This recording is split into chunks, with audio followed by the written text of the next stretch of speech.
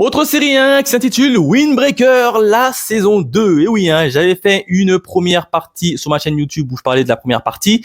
J'avais beaucoup aimé. Et ben là, la saison 2, j'ai également beaucoup aimé. C'est pour ça que je l'ai mis dans la catégorie également, tout simplement, la catégorie sympa et cool. Bref, en tout cas, petite série où on va aborder cette fois-ci un autre, on va dire un autre lieutenant.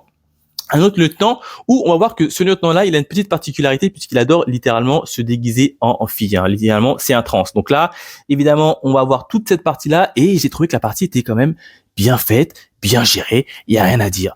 Encore une fois, Windbreaker, c'est cool. Alors, on va beaucoup quand même moins voir les autres combattants. On va plus s'attarder sur la partie un peu l'histoire du garçon qui ressemble à un trans. Et puis, à la fin, évidemment, de cette série, il va y avoir un grand méchant qui va venir, mais à la toute fin. C'est vraiment dommage. Je m'attendais franchement à ce que le grand méchant arrive un peu plus tôt pour qu'on ait quand même un petit début, mais je pense que tout ça va être ramené sur la saison 3. Au début de la saison, on va plus avoir un arc où ça va être littéralement une bagarre géante dans un hangar qui était assez cool, assez sympa, et on va plus s'attarder également sur notre petit Sakura, je crois que ça s'appelle comme ça, où il va un peu douter de lui-même et on va voir comment il va s'en sortir vis-à-vis de ses doutes et de ses craintes. Franchement, j'ai trouvé que la série était quand même très bien monté. Alors personnellement, entre les deux saisons, si je devais choisir, j'aurais dit que j'aurais quand même préféré la première partie et la saison 1, puisque dans la saison 1 notamment, on était censé avoir Sakura qui avait un peu cassé cette fameuse carapace qu'il avait mis autour de lui.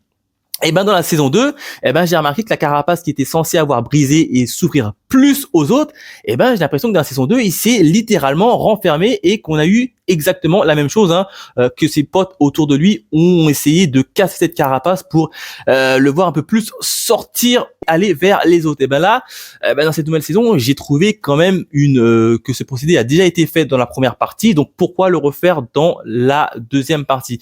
Il y a eu ce petit point-là qui m'a un peu déçu, puisqu'on voyait quand même pas mal de temps à l'écran notre cher Sakura quand même pleurnicher. Le gars, il est beaucoup trop sensible. À chaque fois, ils le disent dans l'animé, il est sensible, mais à chaque fois quand même, il pleure. Et c'est quand même dommage puisque je pensais qu'il avait réussi à surpasser cette crainte-là, mais non, pas du tout. Dans la saison 2, c'est comme si qu'on avait reset, on avait recommencé à zéro. Il y a juste ce petit passage-là qui m'a un peu déstabilisé, mais sinon, l'histoire du gars qui aime bien se déguiser en fille, etc., assez cool, assez sympa, et franchement, j'attends une seule chose, la saison 3.